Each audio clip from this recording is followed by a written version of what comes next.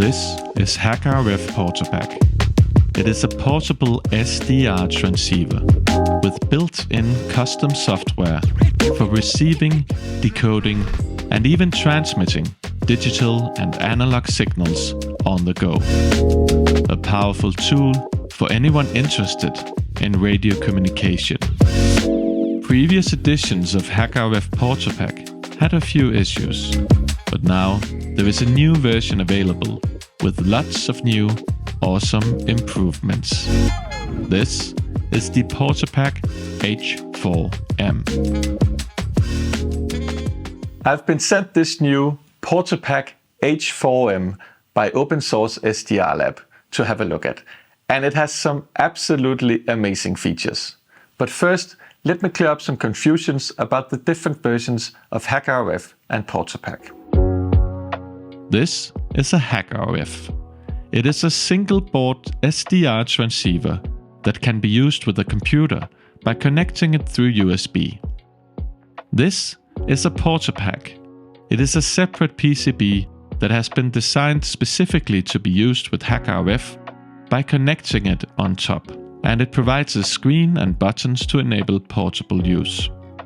There are several different versions of HackRF. The most recent one, as the making of this video, is R10, Revision 10, which includes a new protection from accidentally connecting bias T voltage incorrectly to the antenna port.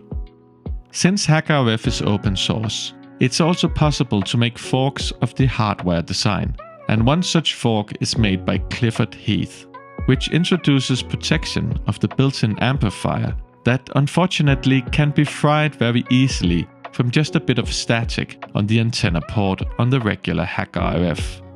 This protection is still not included in the R10 version.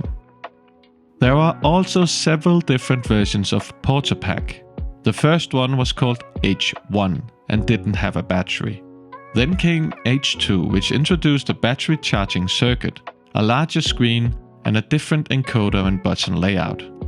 Then came H2M, or Mayhem Edition, and it was made in cooperation with the developers of the current actively developed firmware for PortaPack, known as Mayhem. This version fixed a few issues, like making the reset button work correctly, and making it possible to have a built-in microphone, and it has a nice custom silk screen design with the names of the developers on. You might also have seen the PortaPack version known as H3 or H3 Mini. This design is a closed source fork that doesn't work with the Mayhem firmware, and it's not recommended to get this one. Now the latest H4M PortaPack has also been designed in cooperation with the Mayhem development team, but this time there are much bigger improvements than previously. You can buy a HackRF or PortaPack separately. HackRF is sold by the original designer from his website, Great Scott Gadgets. But as it is open source and available for anyone to manufacture, you can also buy the same HackRF, but manufactured elsewhere, a lot cheaper.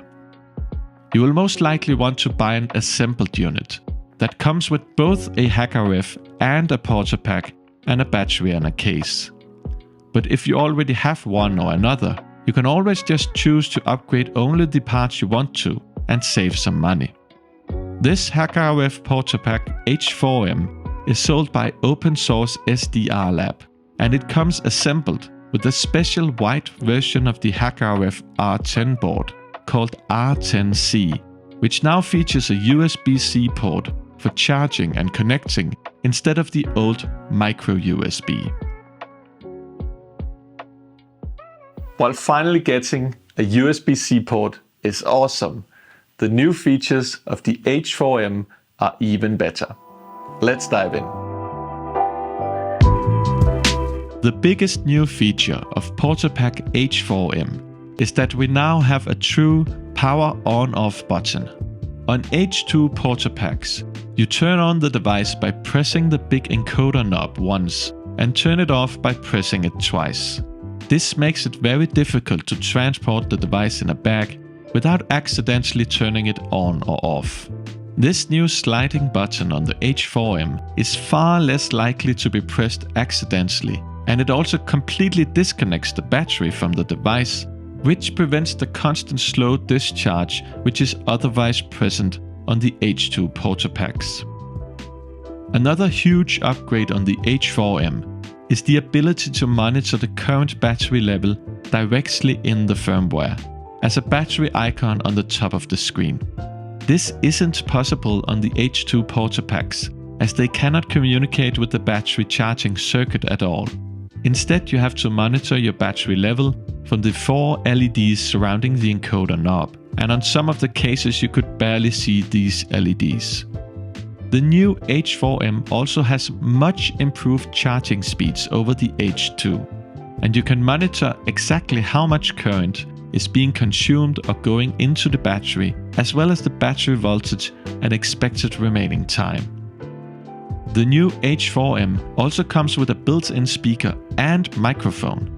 This little switch on the left allows you to choose between the built-in microphone or the one you have connected to the headphone/microphone jack. The built-in speaker will now also automatically be disabled whenever you plug in headphones, unlike previously. The new H4M layout goes back to the combined encoder and 4-way buttons for a much more low-profile design, and it has a new matte screen that looks more premium than the old glossy one.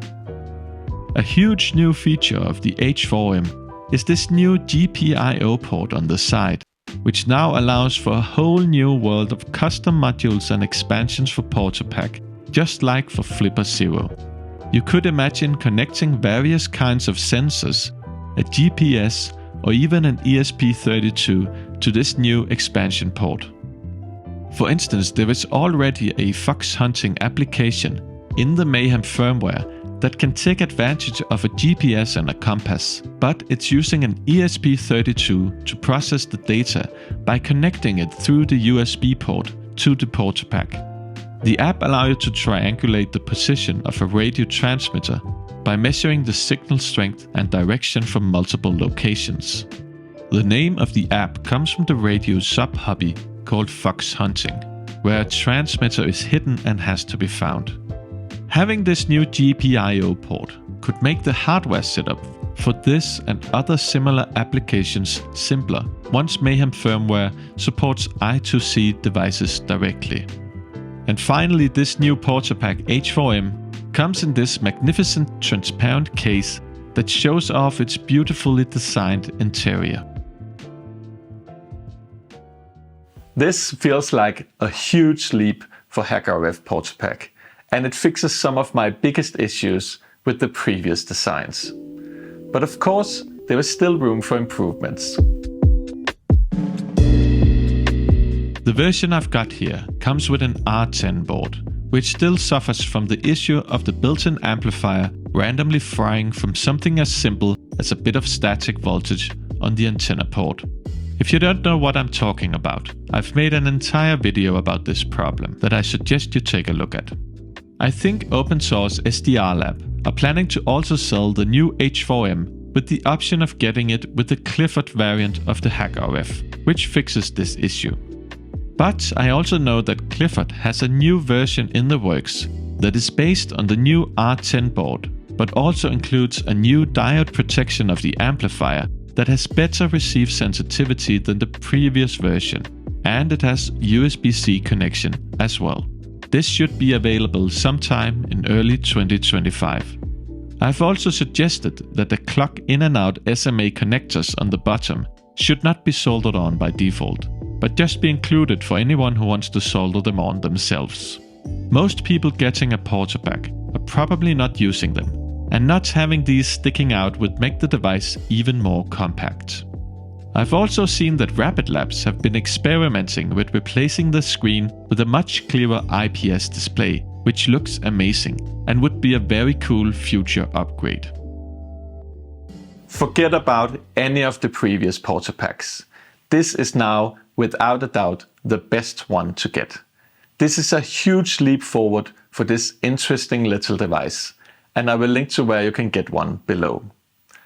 I hope I've given you a small insight into the new HackerRef PortaPack H4m.